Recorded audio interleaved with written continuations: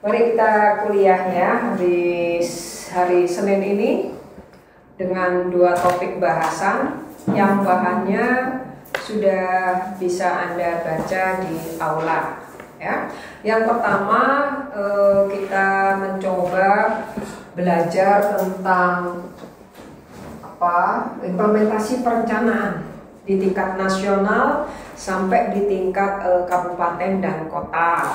Selanjutnya, satu sesi berikutnya kita bicara tentang perencanaan yang berperspektif gender. Jadi ada dua tujuan kita supaya Anda nanti bisa melihat mengapa banyak sekali kegagalan-kegagalan dari implementasi perencanaan pembangunan. Dengan kata lain, perencanaan pembangunan itu tidak mencapai apa yang direncanakan, ya. Karena kita ingin mencapai tujuan itu, maka dalam perkuliahan ini kita melihat kendala-kendala implementasi perencanaan pembangunan itu dalam aspek apa saja. Saya mencoba mengidentifikasi dua aspek utama. Yang pertama adalah aspek yang non teknis dan yang kedua aspek yang teknis. Aspek non teknis ini yang menjadi faktor signifikan, menjadi variabel yang paling mempengaruhi kegagalan dari sebuah perencanaan ketika perencanaan pembangunan itu dijalankan. Kalau perspektif teknis itu menurut saya sedikit sekali pengaruhnya terhadap kegagalan perencanaan, karena tidak mungkin perencanaan itu bisa disusun jika tidak menggunakan teori perencanaan. Jadi secara teknis itu sudah tidak ada masalah sebenarnya, karena perencanaan itu sudah mengikuti tahap-tahap yang ditentukan. Kalau di Indonesia, perencanaan pembangunan secara nasional itu dibuat di level Bappenas, namanya aja Bappenas, Badan Perencanaan Pembangunan Nasional. Program-program apa yang menjadi titik tekan dari sebuah perencanaan, misalnya perencanaan pembangunan manusia, perencanaan pembangunan infrastruktur, perencanaan pembangunan pendidikan, kesehatan, dan lain-lain itu sudah digodok di Bappenas. Problemnya adalah bagaimana ketika perencanaan yang sudah dibuat dalam lembaga yang namanya Bappenas itu lalu berjalan di daerah. Di level perencanaan tingkat nasional, Bappenas itu mengacu atau memiliki kaitan dengan kementerian yang ada. Karena Bappenas ini yang merencanakan anggaran, program, dan lain-lain, dan itu cantolannya di kementerian. Kalau di Bapeda itu di tingkat kabupaten, kalau Bapeko itu di tingkat perkota. Ada problem ini. Karena apa? Kalau di tingkat nasional itu adalah sejalan, kalau di masa sekarang ya, itu sejalan dengan apa yang sudah tertuang dalam Nawacita. Ya, dalam perencanaan nasional itu ada rencana pembangunan nasional RPJMN. Ya, nah, ini udah jelas ini di sini RPJMN, rencana pembangunan jangka menengah nasional. Ini langsung dari visi misi presiden ya di sini. Tapi ketika dia berada di level daerah, kabupaten dan perkotaan, RPJM ini sudah tertuang sebagian di pemerintahan daerah, sebagian itu menjadi tanggung jawab dari daerah itu sendiri. Jadi nanti kalau kita bicara tentang bagaimana implementasi perencanaan pembangunan itu berjalan di level daerah, itu yang paling banyak menemukan kesulitan, paling banyak menemui kemacetan. Jadi program itu tidak jalan bukan karena daerah tidak mampu, karena sebagian itu perencanaan ini umumnya menjalankan apa yang ditetapkan oleh pemerintah pusat. Jadi di level empiris ya, itu ada program yang setiap pemerintah kabupaten, ya kabupaten, provinsi, kota itu sebagian menjalankan program yang menjadi titik tekan dari pemerintah pusat dan sebagian menjalankan titik tekan dari pemerintah daerah. Ada dua. Kalau yang di pusat itu nanti di RPJMD daerah ada. Jadi ada program yang titik beratnya untuk menjalankan program pusat, di daerah juga ada. Yang menjadi perhatian pada kuliah siang ini adalah di level daerah. Kita bicara di level daerah, kabupaten, provinsi maupun perkotaan. Di level daerah ini jadi bahaya bagi kita, ya, karena tidak semua perencanaan pembangunan yang sudah dibuat oleh Bapeda itu di level kabupaten dan provinsi itu bisa mengakomodasi semua apa yang ada atau dibutuhkan oleh masyarakat di daerah. Karena apa? Karena di daerah itu ada yang namanya RPJMD, Rencana Pembangunan Jangka Menengah Daerah. Ini tertuang dalam pasal 263 ayat 3 ya, nomor 23 tahun 2014. Itu kita sudah tahu, sudah melihat bahwa apa sih RPJMD?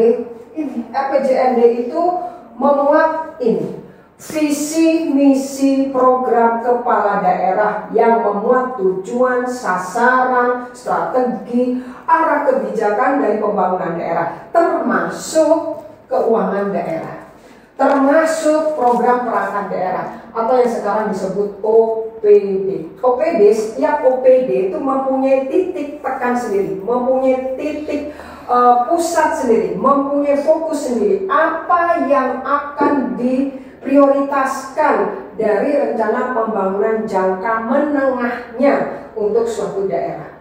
Ini berat. Kalau misalnya saya kasih contoh, kalau misalnya suatu daerah, misalnya Kabupaten X akan mengurangi angka gizi buruk, maka di sini Dinas Kesehatan harus memberikan prioritas pada program pengurangan gizi buruk. Itu harus, ya. Nah, kemungkinan yang kedua adalah dalam RPJMD itu ada lintas perangkat daerah. Jadi ada lintas program OPD. Ya, misalnya ini umum ya, seluruh Indonesia itu umum.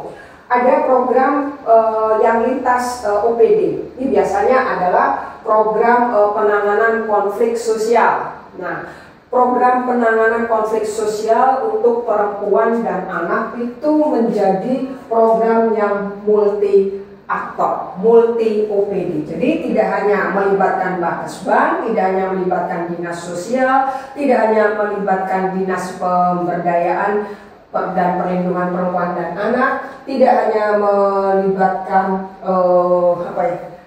dinas sosial, apalagi dinas sosial, pemberdayaan perempuan anak, Bakesban, dan satunya saya lupa. Jadi tidak hanya berarti ini adalah multi OPD, ya. Nah, ketika multi OPD ini jadi problem, ya, karena tidak semua OPD itu juga mempunyai target utama, tidak hanya mempunyai prioritas, tapi dia karena tidak mempunyai anggaran, ya. Saya fokus di sini, ya, jadi kalau nanti kita atau Anda menjadi bagian dari suatu lembaga yang merencanakan pembangunan di suatu kabupaten atau kota, maka Anda tidak bisa lepas dari program kepala daerah. Kita tahu di Indonesia bahwa kepala daerah itu hasil pemilu secara langsung, hasil pemilihan umum kepala daerah secara langsung, dan itu biasanya terlihat dari visi misinya. Apa visi dan misi dari kepala daerah sehingga dia bisa menjadi kepala daerah di kabupaten atau di kota. Nah, ini dia yang jadi problem ini. Kalau visi misinya itu adalah, ya, visi misinya tentu saja ini tidak boleh bertentangan dengan visi misi yang ada di tingkat nasional, ya. Jadi visi misi dari kepala negara atau presiden, kepala pemerintahan. Acap kali yang menjadi program dari kepala daerah itu belum tentu ini menjadi prioritas atau kebutuhan real dari daerah itu, ya. Ini tidak bisa kita pungkiri karena biasanya kepala daerah itu kan diusung oleh partai, tapi apakah visi misi dari kepala daerah yang diusung oleh 3, 4, 5 partai itu benar-benar merupakan aspirasi dari rakyat di daerah itu. Ini kan problemnya di situ. Ini problem politik sebenarnya. Ya, kalau kepala daerah itu diusung oleh 5 parpol, maka bisa dipastikan bahwa kepala daerah itu akan mengusung aspirasi-aspirasi dari parpol yang mengusungkan. Ya, lebih general memang kalau jadi kepala daerah itu ya tidak harus memperhatikan 5 partai pengusungnya atau 6 partai pengusungnya, tapi harus memperhatikan apa kebutuhan real dari masyarakat yang ada di daerah. Karena posisi kepala daerah adalah menjalankan tugas utama, yaitu mewujudkan keadilan atau mewujudkan kemakmuran atau mewujudkan kesejahteraan bagi rakyatnya yang ada di daerah. Ini yang penting, ya. Oleh karena itu, ini problem yang kita hadapi. Problem kedua, ketika RPJMD itu gagal, ya, melampaui atau mencapai targetnya, itu juga disebabkan oleh keuangan daerah. Ya, Anda mungkin nanti bisa melihat bagaimana kepala daerah itu ketika mulai dalam setiap tahun anggaran itu membuat LPJ. Kepala daerah setiap tahun itu harus membuat laporan pertanggungjawaban atas kewenangannya. Jadi di situ kita bisa tahu bahwa ternyata kepala daerah itu bukan gagal menjalankan visi misi, tapi ada program yang tidak bisa dijalankan oleh pemerintah daerah itu. Karena apa? Karena daerah itu tidak memiliki cukup dana untuk menjalankan program itu. Saya kasih contoh. Ada Kabupaten A di Jawa Timur. Kabupaten ini capaian yang direncanakan itu bagus sekali. Misalnya meningkatkan angka literasi penduduk. Ya, yang kedua, meningkatkan kebutuhan gizi penduduk. Yang ketiga, meningkatkan kesetaraan gender. Yang keempat, meningkatkan tingkat pelayanan, yang memperbaiki pelayanan publik dan sebagainya. Memberdayakan petani, memberdayakan nelayan. Tapi di suatu titik, semua program yang direncanakan sudah dibuat kolom-kolom itu, ternyata ketemu bahwa apa yang direncanakan itu ternyata tidak bisa dijalankan. Program itu macet, program itu mandek. Kenapa? Ternyata tidak ada uang, tidak ada anggaran.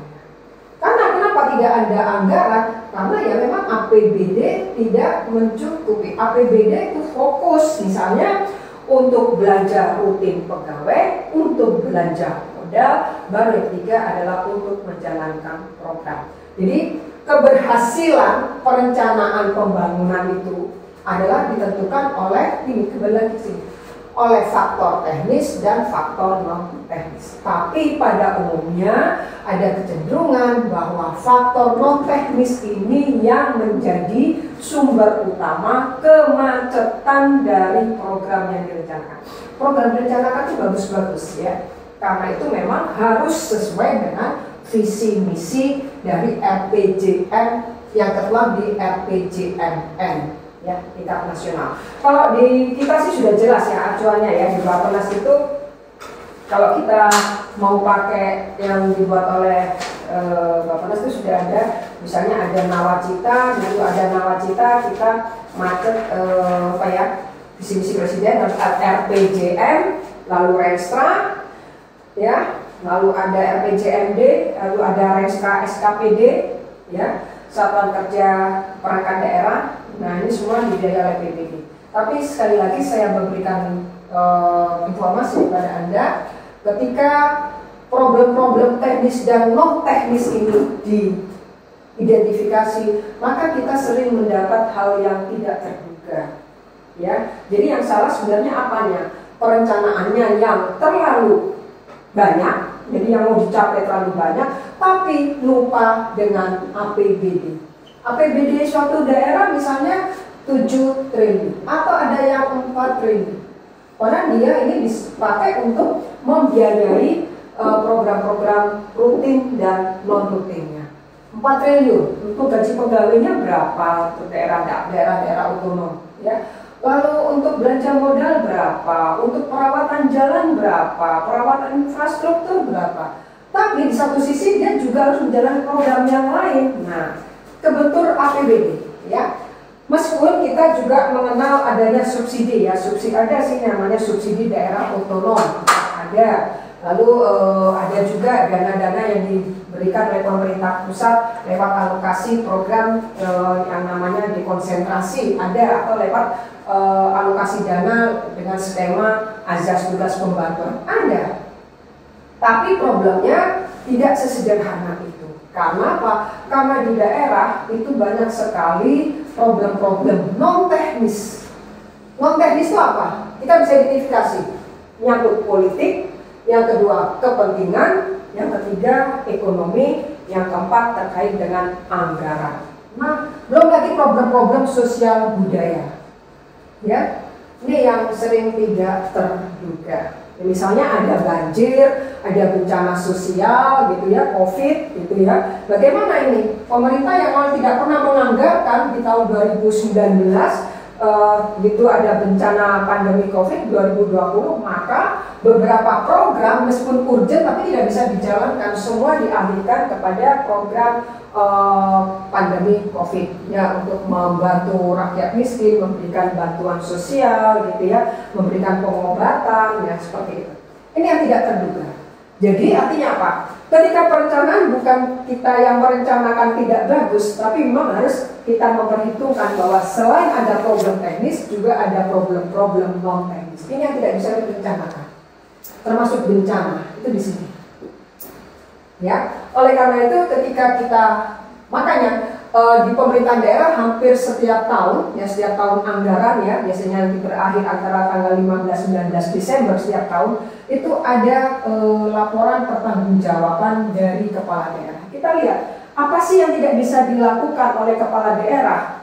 Itu umumnya adalah program-program yang menjadi program inti dari daerah itu. Ya, misalnya program pengentasan kemiskinan itu banyak sekali membutuhkan anggaran, ya.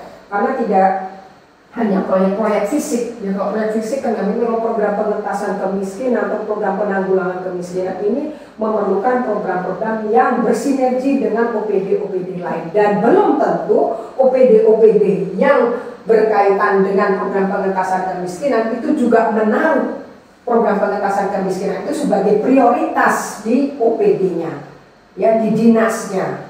Misalnya kita tahu ada dinas pemberdayaan perempuan, ya, dinas pemberdayaan perempuan dan perlindungan anak. Program ini, dinas ini jelas mungkin itu juga punya sedikit program yang bersentuhan dengan programnya dinas sosial. Ya, ada lagi program dinas sosial, atau ada lagi dengan program apa yang terkait dengan kemiskinan. Program di Kabupaten X misalnya ada OPD nama dinas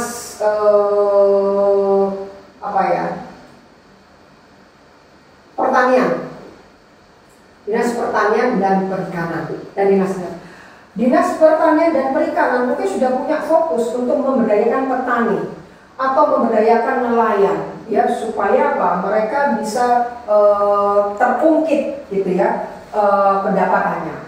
Tapi belum tentu dinas sosial juga punya program pengentasan kemiskinan untuk petani dan nelayan, gitu. Kalau dinas sosial, ya, saat ada orang miskin dikasih bantuan, kasih beras, dikasih BLT, mungkin sudah selesai. Tapi bagaimana dengan dinas pemberdayaan perempuan dan perlindungan anak? Itu juga punya titik tekan sendiri, punya prioritas sendiri. Jadi salah satu contoh misalnya kenapa ada suatu daerah di Jawa Timur itu banyak sekali, ya, yang memiliki tingkat kemiskinan yang parah, itu karena hampir 12,5 sampai 15% tingkat kemiskinannya itu yang akan diturunkan menjadi 1 atau 2 biji itu sangat sulit. Karena ada ketidaksinergisan antara OPD.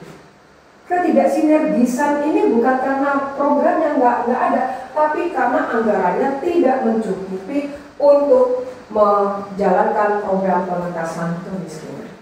Ya, jadi poin dari perkuliahan saya di sesi pertama itu seperti ini. Anda bisa lihat di aula bahan yang sudah saya berikan pada Anda bahwa yang tidak terduga itu biasanya di keuangan daerah. Programnya banyak, setiap OPD misalnya punya 10 program. Nah, kalau kita hitung ada 15 OPD, nah 1 OPD 10, berarti 10 OPD ada 150 program. Bagaimana menjalankan, apakah cukup penganggarannya, ternyata terkendala di sini. Ada keterbatasan anggaran dana yang tidak bisa diadakan sehingga program itu mengalami kemacetan. Nah, ini juga menjadi evaluasi dari kepala daerah dalam menjalankan programnya. Karena kalau kepala daerah itu tidak bisa menjalankan program yang sudah direncanakan, maka bisa jadi kepala daerah itu dianggap juga gagal untuk menjalankan visi misinya. Ya, umumnya yang terjadi seperti itu. Tapi biasanya kalau dalam LPJ itu ada upaya, ya, karena dengan LPJ itu kita bisa melihat bahwa ada upaya-upaya dari kepala daerah untuk terus bisa menjalankan programnya. Lalu anggarannya dicari-carikan, gitu ya. Maka ketika ada anggarannya kurang, lalu biasanya di bulan Agustus, September itu ada perubahan anggaran. Ya, karena kelihatan kalau program X misalnya nggak berjalan, maka ada revisi anggaran. Sehingga supaya apa? Sehingga visi misi dari kepala daerah ketika dia kampanye itu bisa dijalankan dan juga bisa mendukung program yang tertuang dalam RPJMN, programnya pemerintah pusat, yang merupakan perpanjangan dari atau manifestasi dari visi misi presiden. Gini, non teknis itu ya kalau orang yang merencanakan itu kan kebanyakan dari orang-orang teknis ya. Tapi kalau yang non teknis itu biasanya yang saya lihat selama ini non teknis itu terkait dengan faktor-faktor politik, faktor-faktor perubahan sosial budaya. Ya, faktor-faktor ekonomi, faktor-faktor anggaran, ya, ini non teknis. Problemnya gini, nanti kalau Anda bisa bekerja di Bapeda atau bisa bekerja di Bapeko untuk perkotaan, Badan Perencanaan Pembangunan Kota dan Badan Perencanaan Pembangunan Daerah, Anda bisa melihat bagaimana Anda bisa melihat buku yang dibuat oleh pemerintah daerah atau pemerintah kota tentang RPJMD. Anda bisa melihat begitu banyak tabel, ya, sudah nggak tahu itu ya, udah banyak sekali tabel. Semua bilang perencanaan pembangunan khusus di bidang infrastruktur dan mencapai apa? Pelebaran jalan, pembetonan jalan, pelebaran pembetonan, pembangunan panjang jalan, sudah diukur berapa pembetonannya? Pembetonannya adalah 500 km. Pembetonan jalan desa 200 km. Pengaspalan, itu kan tulisan pengaspalan berapa? 120 km. Udah ditentukan. Di sini ada dana yang diusulkan, gitu, ada form dana yang diusulkan, tulis 200 JT, 1M, 500 JT. Kalau di daerah kabupaten itu jalan perencanaan anggaran itu nggak kayak di perkotaan ya, bisa MM-an. Misalnya itu uang 200 juta, 275 juta, 80 sangat berharga, sangat besar gitu ya. Apa? Itu bisa untuk proyek-proyek besar gitu loh, pelebaran jalan, pemeliharaan jalan, untuk irigasi. Itu berapa misalnya? 800 juta. Padahal sawahnya juga ada daerah pertanian. Kalau 800 juta mana cukup? Nggak cukup kan? Maka apa? Nanti ketika kepala daerah itu melaporkan kegiatan yang sudah dijalankan supaya dia bisa bertanggung jawab ke DPRD-nya, maka 800 juta itu bilang tidak cukup. Nah, gitu kan. Tapi DPRD bilang, karena yang menentukan anggaran ini kan DPRD. Ya, DPRD ngotot, masa 800 juta nggak cukup untuk irigasi, gitu kan? Harusnya sudah lebih. Padahal di lapangan kepala daerah mintanya misalnya 1,4 M, tapi sama DPRD dikasih 800 juta. Berarti ada sawah-sawah yang ketika musim kemarau tidak bisa mendapatkan air, ya, irigasi nggak bisa. Nah, lalu mereka mengusulkan juga, ya udah kalau gitu buat aja waduk. Nah, kalau waduk berarti kita ngajukannya kepada pemerintah pusat lewat gelontoran dana dari APBN. Ini prosesnya nggak gampang, gitu. Tawar menawar, negosiasi, makanya, nah ini saya bilang makanya ya,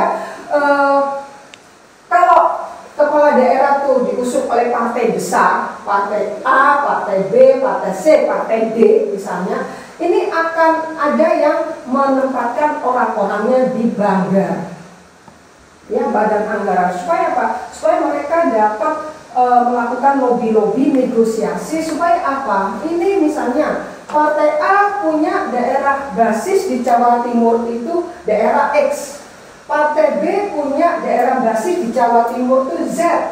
Nah, karena daerah basisnya itu membutuhkan pembangunan infrastruktur, irigasi, air bersih, ya, jalan raya, maka mereka akan menaruh orangnya di sini. Ya, menaruh orangnya bisa lobby-lobby, gitu ya. Lalu apa? Mereka dapatkan dana itu. Oke, setuju mereka. Ternyata untuk partai A yang basis dukungan masanya di Jawa Timur adalah daerah X, nah ini dapat gelontoran dana, misalnya tambahan anggaran misalnya 100 M. Nah, biasanya kan gini, kalau di dalam biasanya hitam di atas putih itu biasanya dana SDO-nya tuh untuk suatu daerah otonom itu misalnya dapat 200 M, tapi karena lobby-lobby lalu dia bisa menjadi anggota DPR juga karena punya ikatan, punya konstituen yang ada di Kabupaten X atau Kota X, maka dia akan memperjuangkan untuk daerah X itu. Nah, ini bisa gitu. Jadi kalau ada korupsi dibanggar oleh partai politik tertentu, ya ini sebenarnya apa? Terkait dengan janjinya dia dengan konstituennya. Nah, kalau janji konstituen, kan apakah janji konstituen yang anggota DPRD janjikan ke konstituen sama dengan janjinya presiden? Oh, sini kan ada nawacita ya, nawacita, terus ini ke RPJMN gitu ya, sampai dia akhirnya nanti ke RPJMD. Kan nggak sama, karena yang menjadi kepala daerah di suatu kabupaten atau di kota A, kota B itu kan belum tentu sama dengan partainya presiden, gitu toh. Nah, perjuangannya itu di situ. Jadi faktor-faktor politik ini acap kali tidak dihitung dalam perencanaan, gitu loh ya. Apalagi faktor-faktor sosial budaya, transformasi sosial budaya, perubahan sosial budaya, gitu ya. Misalnya ada konflik etnik di daerah itu ya, pembangunan kalau ada konflik misalnya dibakar, ada sekolah dibakar, jalan dirusak, ya kan sudah harus membangun lagi pemerintah daerah itu. Padahal membangun kembali suatu gedung yang rusak, ya, infrastruktur yang rusak, itu kan tidak dianggarkan oleh pemerintah saat itu. Itu kan, ini kan makanya kalau ada konflik-konflik sosial, konflik politik itu ya kalau bisa jangan merusak infrastruktur, karena pembangunannya lagi itu membutuhkan uang, dan merencanakan pembangunan itu bukan perkara yang gampang. Karena pembangunan infrastruktur ya dibangun tahun 2019, lalu karena ada kerusuhan, nah, jembatannya dibom, hancur. Nah, mau bangun lagi pakai uangnya siapa? Ini yang kadang-kadang menyedot anggaran APBD. Gitu ya. Jadi faktor-faktor seperti ini ya, faktor ekonomi, guncangan ekonomi, krisis ekonomi, ini kan juga kalau negara kita dapat utang dari negara lain atau dari lembaga keuangan internasional mungkin enak, gampang gitu ya. Tapi kan utang itu kan nggak gampang gitu ya. Ya, negosiasinya itu kan nggak gampang, untuk mendapatkan utang dari Bank Dunia itu kan nggak gampang prosesnya. Jadi tekanan-tekanan ekonomi, tekanan-tekanan faktor eksternal maupun tekanan internal, ya, kondisi krisis ekonomi itu juga mempengaruhi keberhasilan perencanaan ketika diimplementasikan. Ya, kalau anggaran sih pasti ya, kalau nggak ada uang ya nggak bisa menjalankan program.